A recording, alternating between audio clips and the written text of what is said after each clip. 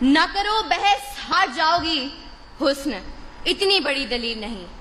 زیوکار، کاہل، نکمے، بیکار، سست اور نااہل لوگوں کا خود احتسابی کی بجائے ناکامی کا ذمہ دار تقدیر، نصیب، مقدر اور قسمت کو ٹھہرانا ریت اس نگر کی ہے اور جانے کب سے ہے۔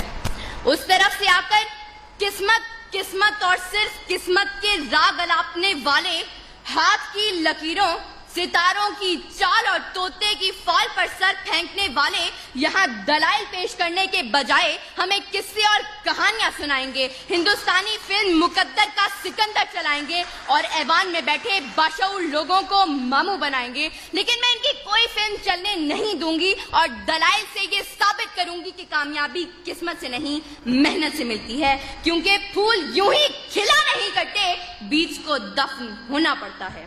صدر علی وقار، کامیابی اجتماعی ہو یا انفرادی، دنیاوی ہو یا اخروی، اس کا تعلق صرف اور صرف محنت سے ہے۔ انسان چاند پر قدم رکھنے میں کامیاب ہوا تو وجہ قسمت نہیں محنت تھی۔ انسان انسانی جسم کے اعضاء کی پیوند کاری کرنے میں کامیاب ہوا تو وجہ قسمت نہیں محنت تھی۔ انسان لاکھوں من لوہے کو ہواؤں میں اڑانے میں کامیاب ہوا تو وجہ قسمت نہیں محنت تھی۔ اور 14 اگست 1947 کو جب یہ پاکستان دنیا کے نقشے پر ابھرا تو اس کامیابی کی وجہ کوئی قسمت، مقدر یا تقدیر نہیں بلکہ تحریک پاکستان میں شامل لوگوں کی محنت اور صرف محنت تھی۔ ابس ہے شکوائے تقدیر یزداں تو خود تقدیر یزداں کیوں نہیں ہے۔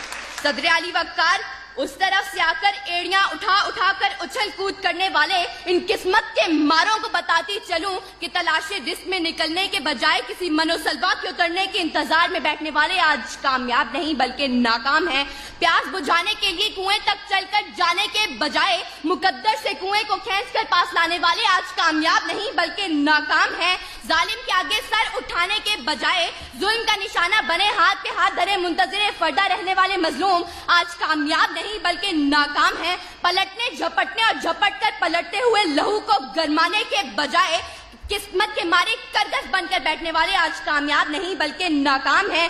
سر اٹھے تو صحیح ظلم کے سامنے، تبھی ظالم کا وقت حساب آئے گا اور تبھی غریبوں کے دربار میں ہاتھ جوڑے ہوئے ہر نواب آئے گا، انقلاب آئے گا، انقلاب آئے گا۔ صدر علی وقار، اگر آج ہم نے کامیابی کا صحرا محنت کے سر سے اتار کر زبردستی قسمت کے سر پر رکھ دیا تو یاد رکھیں کہ طوفان میں موجوں سے مقابلہ کر کے کشتی کو ساحل پر اتارنے والے ملاح کشتی کو قسمت کی لہروں پر چھوڑ دیں گے اور اپنے ہاتھوں سے چپو توڑ دیں گے۔ منزل کی طرف گامزن متحرک قافلے اپنے سفر قسمت کے قدموں میں ڈال کر جمود کی چادر اوڑھ لیں گے۔ یہ طلباء و طالبات ہاتھ کی لکیروں میں گم ہو کر کتابیں پڑھنا چھوڑ دیں گے۔ جد و جہد، محنت، کوشش، کام اور بس کام کے فلسفے کو چھوڑ کر فٹ پاتھ پر بیٹھے عامل، بابا نجومی اور بنگالی جادوگروں سے ناتا جوڑ لیں گے اور آج کے اس مباحثے کے منصفین مقررین کی تیاری دلائل اور محنت کو دیکھ کر نمبر لگانے کے بجائے آخر میں اول، دوم اور سوم آنے والوں کے لیے قسمت پڑی کھول دیں گے۔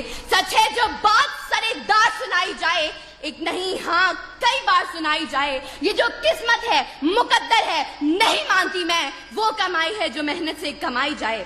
صدر علی وقار، اگر میرے ان تمام دلائل کے باوجود اگر اب بھی کوئی قسمت اور صرف قسمت کے راگ الاپتے ہوئے مقدر کے کچے گھڑے پر بیٹھ کر دریا پار اپنے مہیوال سے ملنے کی طلب رکھے تو اس کے لیے اتنا ہی کہتے ہوئے اجازت چاہوں گی کہ بے عمل دل ہو تو جذبات سے کیا ہوتا ہے، دھرتی بنجر ہو تو برسات سے کیا ہوتا ہے عمل لازمی تکمیل تمنا کے لیے، ورنہ رنگین خیالات سے کیا ہوتا ہے۔ شکریہ۔